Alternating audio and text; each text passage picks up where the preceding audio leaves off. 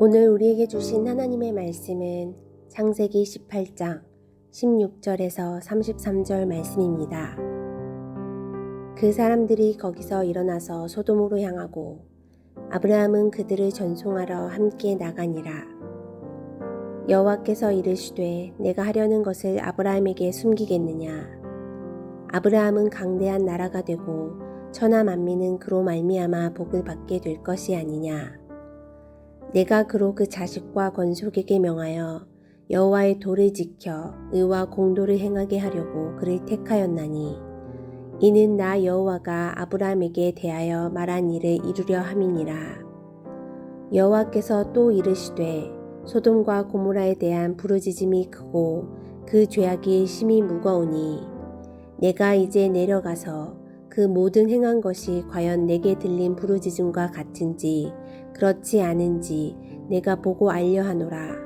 그 사람들이 거기서 떠나 소돔으로 향하여 가고 아브라함은 여호와 앞에 그대로 섰더니 아브라함이 가까이 나아가 이르되 주께서 의인을 악인과 함께 멸하려 하시나이까.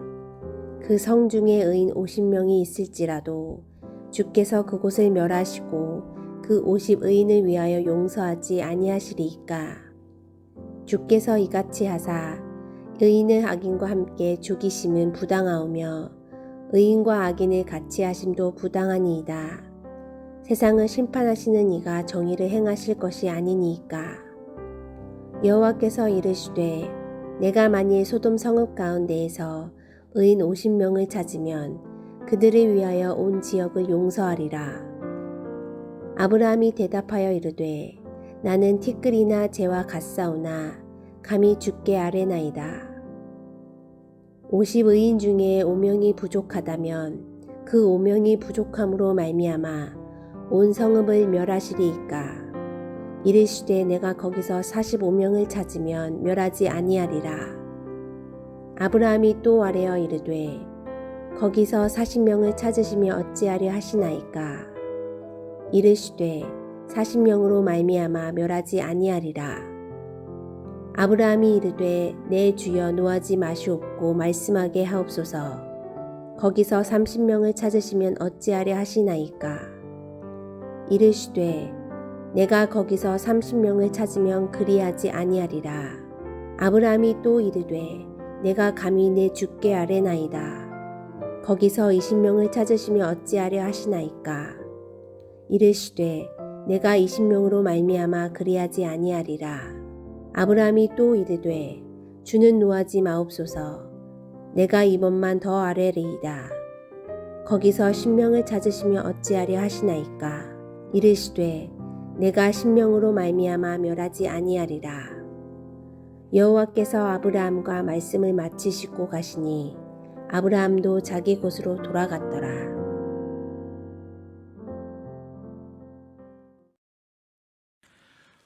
오늘 본문 말씀인 창세기 18장 16절에서 33절까지의 말씀은 어제 저희가 살펴본 18장 1절에서 15절 말씀과 밀접하게 연관이 되어 있습니다. 하나님께서 두 천사와 함께 아브라함에게 나타나셨습니다. 아브라함의 평생 동안 하나님께서 아브라함에게 현현하신, 즉 직접 나타내 보이신 장면이라는 의미에서 매우 중요한 대목이라고 할 수 있습니다. 그때 아브라함이 하나님과 두 천사를 극진히 환대했습니다. 성경에 보면 마음을 상쾌하게 해드리는 섬김으로 환대했다, 이렇게 표현하고 있습니다. 그리고 하나님께서는 사라에게 특별한 계시를 주시면서 내년 이맘때쯤에 아들이 있을 것이다 라고 말씀해 주셨습니다. 이것이 18장 15절까지의 말씀입니다. 이제 오늘 본문의 첫 절인 18장 16절을 보겠습니다. 그 사람들이 거기서 일어나서 소돔으로 향하고 아브라함은 그들을 전송하러 함께 나가니라. 아브라함이 그들을 전송하러 함께 나갔다라고 되어 있습니다. 아브라함이 얼마나 예의 바른 사람인가, 이것도 우리가 생각해 보게 됩니다. 제가 아는 목사님이 젊었을 때 동료 목사에게 어떤 교회에서 부목사를 찾고 있는데 가보지 않겠느냐 요청을 받았다고 합니다. 그런데 이 목사님은 미국으로 유학을 갈 계획이었습니다. 하지만 한번 교회를 방문해 보는 것도 좋은 유익이 될 것이다. 그래서 교회를 찾아가서 담임 목사님과 면담을 한 것입니다. 그런데 면담 후에 그 교회 담임 목사님은 밖에까지 나와서 차가 출발하는데도 뒤에서 인사를 하고 서 계시는 것이었습니다. 그것을 보자 이분이 내가 이 목사님 밑에 있으면 뭔가를 배우겠다 생각을 하고 그분은 미국 유학을 뒤로 하고 그 교회에서 부목사로 오랜 동안 훈련을 받고 방향을 바꿔서 유학 대신에 또 교회를 담임하게 되고 지금은 목회를 잘하고 계시는 분이십니다. 이렇게 배웅을 했다. 사실 그런 아브라함의 하나하나의 예절 있는 모습이 얼마나 예의 있고 귀한가를 우리가 또한 보게 됩니다. 세상은 점점 각박해져 가지만 우리 파테아 선교교회 성도님들은 시간이 지날수록 더욱더 정감 있는 모습으로 예의를 갖추고 서로를 대하면 좋겠습니다. 17절 말씀을 보겠습니다. 여호와께서 이르시되 내가 하려는 것을 아브라함에게 숨기겠느냐. 하나님께서 아브라함에게 두 가지를 말씀하십니다. 18절과 19절에서는 아브라함에게 주시는 복을 명확하게 말씀했습니다. 20절과 21절에서는 하나님께서 소돔에게 하시려는 일을 말씀하셨습니다. 하나님께서 아브라함에게 말씀하신 내용이 두 가지입니다. 아브라함에게 하시려는 일과 소돔에게 하시려는 일입니다. 하나는 하나님의 축복의 내용이고 하나는 하나님의 징벌의 내용입니다. 이와 같이 서로 상반된 내용을 하나님께서 아브라함에게 말씀하셨습니다. 그런데 이 두 가지 내용에 대해서 아브라함은 자기에게 임할 축복에 대해서 자세하게 묻는 대신에 타인에게 임할 심판에 대해서 자세하게 물으면서 그들을 위해서 간절하게 중보 기도를 하고 있는 내용이 22절부터 33절까지의 내용입니다. 아브라함의 이 중보 기도는 여러분이 익히 너무나 잘 알고 계시는 내용이고 심지어 교회를 안 다니시는 비그리스도인들도 들어본 적이 있다고 할 정도로 많이 알려진 성경 구절입니다. 17절을 다시 한번 보겠습니다. 여호와께서 이르시되 내가 하라는 것을 아브라함에게 숨기겠느냐라고 했습니다. 요한복음 15장 13절 이하에서도 예수님은 다음과 같이 말씀하셨습니다. 사람이 친구를 위하여 자기 목숨을 버리면 이보다 더 큰 사랑이 없나니 너희는 내가 명하는 대로 행하면 곧 나의 친구라 라고 하시면서 말씀하기를 이제부터는 너희를 종이라 하지 아니하리니 종은 주인이 하는 것을 알지 못함이라 너희를 친구라 하였노니 내가 내 아버지께 들은 것을 다 너희에게 알게 하였음이라 라고 하셨습니다. 친구는 누구라고 하셨습니까? 내가 하려는 것을 아는 사람이 친구다라고 하셨습니다. 그래서 오늘 본문은 하나님께서 아브라함을 친구처럼 대하고 계심을 보여주고 있습니다. 우리가 아브라함 하면 복 받은 것을 많이 생각합니다. 자식도 받았고 물질도 받았습니다. 땅도 약속으로 받았습니다. 그런데 아브라함이 받은 진정한 복은 바로 하나님과의 친밀함이었습니다. 17절에서 내가 하려는 것을 아브라함에게 숨기겠느냐라고 주님께서 말씀하고 계십니다. 출애굽기에 보면 하나님과 모세의 관계도 이와 같았다라고 되어 있습니다. 출애굽기 33장 11절에 보니까 사람이 자기의 친구와 이야기함 같이 여호와께서는 모세와 대면하여 말씀하셨다라고 되어 있는 것입니다. 이 자리에 계신 여러분들은 하나님과 이러한 친밀한 복을 받게 되시기를 예수님의 이름으로 축원합니다. 하나님께서 아브라함에 대해서 어떤 일을 계획하시고 계셨는지 18장 18절과 19절에서 명확하게 말씀하셨습니다. 먼저 18절을 보겠습니다. 아브라함은 강대한 나라가 되고 천하 만민은 그로 말미암아 복을 받게 될 것이 아니냐. 아브라함이 강대한 나라가 될 것이다 라고 약속해 주셨습니다. 강대한 나라가 되는 목적이 무엇인가? 그것은 천하 만민이 아브라함을 통해서 복을 받게 하려는 것이다 라고 하셨습니다. 즉 아브라함의 나라가 다른 나라에게 복을 나누어 줄 수 있게 하기 위해서 하나님은 아브라함을 강한 나라가 되게 하시겠다라고 하신 것입니다. 이것을 우리의 개인에게 적용하고 우리 교회에 적용하고 그리고 우리나라에 적용한다면 한 개인의 성공은 그 한 사람에게만 국한된 것이 아니라 다른 사람에게 유익을 주어야 하고, 우리 교회가 부흥한다면 그 목적은 주변의 교회들에게 유익을 줘야 하며, 우리 대한민국이 부흥한다면 그 목적 또한 다른 어려운 나라에 번영을 가져오도록 나눌 수 있는 것, 이것이 강성해져야 하는 궁극적인 목적이 되어야 한다는 것입니다.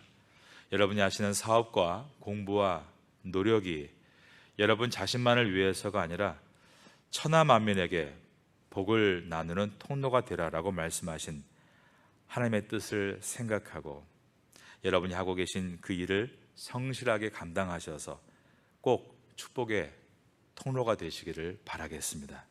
19절입니다. 내가 그로 그 자식과 권속에게 명하여 여호와의 도를 지켜 의와 공도를 행하게 하려고 그를 택하였나니 이는 나 여호와가 아브라함에게 대하여 말한 일을 이루려 함이니라. 하나님께서 아브라함을 택하신 두 번째 목적입니다. 그것은 여호와의 도를 지켜 의와 공도를 행하게 하려고 라고 말씀하셨습니다. 여호와의 도를 지켜 의와 공도를 행하게 한다, 한마디로 표현하면 거룩함을 이어가기 위해서라는 뜻입니다. 하나님께서 아브라함을 택하셔서 아브라함을 거룩하게 하고 계십니다. 그리고 아브라함의 자손들도 거룩하게 되도록 가르치게 하셨습니다. 후대의 모든 사람들이 아브라함과 그의 자손을 통해서 하나님의 의와 공도를 행하는 삶을 살게 하기 위해서 하나님이 지금 아브라함을 택하신다는 것입니다. 그리고 이것은 바로 하나님이 저와 여러분을 택하신 목적이기도 합니다. 우리에게 거룩한 삶이 있어서 택한 것은 아닙니다. 우리도 아브라함이 아니라 아브라함일 때 부족하지만 하나님께서 우리를 자녀로 택해 주셨습니다. 그런데 진실로 예수님 안에서 선택받은 사람은 거룩한 삶을 살아갈 수밖에 없다는 것을 우리가 압니다. 정말로 십자가의 은혜를 깊이 알게 되면 될수록 거룩을 절대 포기할 수 없다는 것을 깨닫게 되는 것입니다. 거룩은 구원의 조건은 아닙니다. 그러나 구원을 얻었다는 분명한 증거입니다. 이것을 마음에 두고 우리는 성경을 교과서로, 성령을 교사로, 그리고 거룩한 삶을 인생의 졸업장으로 받기 위해 힘써 나가는 사람들입니다. 20절과 22절입니다. 여호와께서 또 이르시되 소돔과 고모라에 대한 부르짖음이 크고 그 죄악이 심히 무거우니 내가 이제 내려가서 그 모든 행한 것이 과연 내게 들린 부르짖음과 같은지 그렇지 않은지 내가 보고 알려 하노라. 하나님께서 소돔과 고모라에 대해서 하시는 말씀입니다.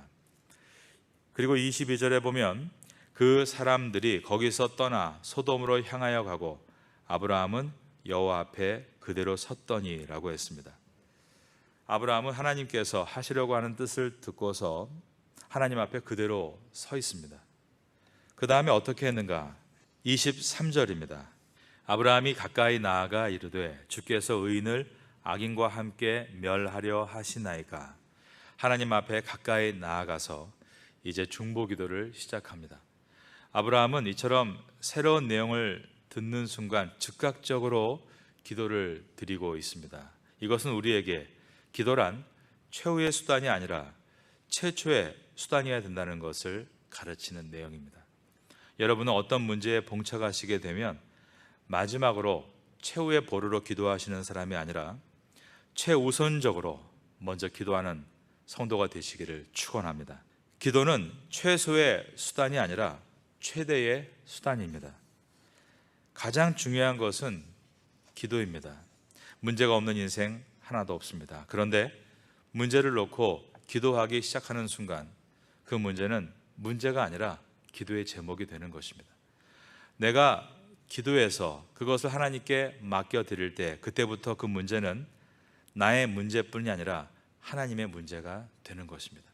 아브라함은 하나님께서 소돔과 고모라의 죄악에 대해서 말씀하실 때 하나님의 심각한 징벌이 임할 것을 예감했습니다. 그래서 그는 놀란 가슴에 그대로 서 있었다라고 되어 있습니다. 그리고 하나님께 가까이 나아갔습니다. 여러분, 어떤 사람이 복된 사람입니까? 하나님께 가까이 나아가는 사람이 복된 사람입니다. 이 새벽에 여러분은 하나님께 가까이 나아가심으로 복된 선도가 되시기를 예수님의 이름으로 축원합니다. 찬양과 기도야말로 하나님께 가까이 나아가는 가장 중요한 통로입니다. 이제 예배를 마치면 눈을 감고 기도를 시작하면서 깊은 은혜 가운데 찬양도 드려보시면 좋겠습니다. 18장 23절부터는 이제 아브라함이 6번을 기도하고 하나님께서 6번 응답하시는 내용이 나옵니다. 18장 23절에서 25절을 봅니다. 아브라함이 가까이 나아가 이르되 주께서 의인을 악인과 함께 멸하려 하시나이까? 그 성 중에 의인 50명이 있을지라도 주께서 그곳을 멸하시고 그 50의인을 위하여 용서하지 아니하시리이까? 주께서 이같이 하사 의인을 악인과 함께 죽이심은 부당하오며 의인과 악인을 같이 하심도 부당하니이다. 세상을 심판하시는 이가 정의를 행하실 것이 아니니까. 이것이 아브라함의 첫 번째 기도입니다. 그런데 그 기도의 내용이 어떻습니까? 하나님께 질문을 던지고 있습니다. 그런데 이 질문은 마치 하나님께 따지고 있다고 할 정도로 하나님을 몰아세우고 있다는 느낌이 듭니다. 이렇게 아브라함이 첫 번째 기도를 드렸을 때 하나님의 응답이 26절입니다. 여호와께서 이르시되 내가 만일 소돔 성읍 가운데서 의인 50명을 찾으면 그들을 위하여 온 지역을 용서하리라. 27절을 보시면 아브라함이 대답하여 이르되 라고 했습니다. 성경 번역은 아브라함이 기도하는 것은 이르되라고 번역을 했고 하나님께서 대답하시는 것은 이르시되라고 구별을 해 놓았습니다. 28절에서 50의인 중에 5명이 부족하면 그 5명이 부족함으로 말미암아 온 성읍을 멸하시리까? 라고 아브라함이 묻자 그 다음에 보면 또 이르시되 내가 거기서 45명을 찾으면 멸하지 아니하리라 라고 대답하셨습니다. 이렇게 아브라함이 이르되라며 6번을 물었고 하나님은 이르시되라며 6번을 대답하셨습니다. 27절입니다. 아브라함이 대답하여 이르되 나는 티끌이나 재와 같사오나 감히 주께 아뢰나이다. 아브라함은 자신이 티끌이다라고 말합니다. 재와 같다는 것은 먼지와 같다는 말입니다. 이 말은 하나님은 나와 다른 너무나 크시고 광대하신 분이라는 고백입니다. 여러분, 내가 누구인지를 알고 나의 기도를 들으시는 하나님이 누구이신지를 알 때에만 우리가 기도에 성공할 수 있다는 것입니다. 그런데 티끌 같은 우리가 우주보다 크신 광대하신 하나님 앞에 어떻게 기도할 수 있는가? 사람과 사람 사이에도요 엄연한 차등이 있지 않습니까? 물론 세상은 모두 평등하다라고 말하고 있지만 교묘하게 계층을 두고 다 살고 있습니다. 우리가 태국에 살면서도 그러한 계층의 차이를 많이 보고 있을 것입니다. 학생들이 학교에 가서도 느낄 겁니다. 학교 교문을 지키고 있는 수희 아저씨하고 또 교장실에 계신 선생님하고 얼마나 차이가 나는지를 말입니다. 그래서 할 말 못할 말 다 하고 산다고 하면서도 막상 권력이 있고 지위가 높은 사람 앞에서 할 말을 못합니다. 나는 뭐 그런 거 상관없다, 다 해버리겠다. 그러는 순간 어떻게 됩니까? 군대에서는 관심 사병이 되고 학교에서는 문제 학생이 되고 회사에서는 아마 대기 발령에 놓이게 될 겁니다. 그런데 아브라함의 기도가 어떻습니까? 25절을 보면 주께서 이같이 하사 의인을 악인과 함께 죽이심은 부당하오며 의인과 악인을 같이 하심도 부당하니이다. 세상을 심판하시는 이가 정의를 행하실 것이 아니니까. 하나님을 몰아붙이듯 아브라함이 기도하고 있습니다. 그런데 하나님은 이 아브라함의 어떻게 보면 건방질 수 있는 기도에 대해서 계속해서 6번이나 응답해 주셨다는 것입니다. 즉 하나님은 이 아브라함의 기도를 기쁘게 받고 계셨습니다. 아브라함은 1차적으로 소돔과 고모라에 있는 자신의 조카 롯과 롯의 가족을 위해서 기도하고 있었습니다. 여러분, 이때 아브라함의 나이는 99세 아닙니까? 롯의 인연도 벌써 오래된 이야기입니다. 그런데도 아브라함은 조카 롯을 아끼고 여전히 사랑으로 품고 있었다는 것입니다. 하나님은 이것을 기뻐하고 계신 것입니다. 타인을 사랑으로 품는 기도, 이것을 하나님께서 기뻐하셨습니다. 아브라함은 롯을 위해 땅을 양보했었고 롯을 구출하기 위해 생명의 위험도 감수하고 전쟁터에 참여했던 사람입니다. 그러나 어떻습니까? 롯은 그런 사랑을 받을 만한 행동을 보여주지 못했습니다. 그러므로 롯이 사랑받을 만해서가 아니라 아브라함의 사랑이 커서 롯을 계속 품었던 것입니다. 하나님은 이것을 기뻐하셨습니다. 그러므로 하나님께서 무엇을 기뻐하시는가를 깨닫게 됩니다. 그것은 타인을 사랑으로 품을 수 있는 사람, 그리고 포기하지 않고 기도하는 사람을 하나님께서 기뻐하신다라는 사실입니다. 아브라함의 중보기도는 예수님의 중보기도를 예표합니다. 로마서 8장 34절은 이렇게 기록합니다. 누가 정죄하리요?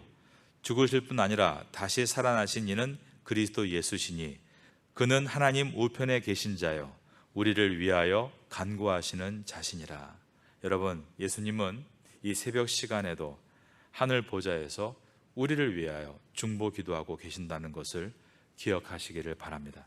그리고 삼위 하나님이신 성령님께서도 우리를 위해서 중보하십니다.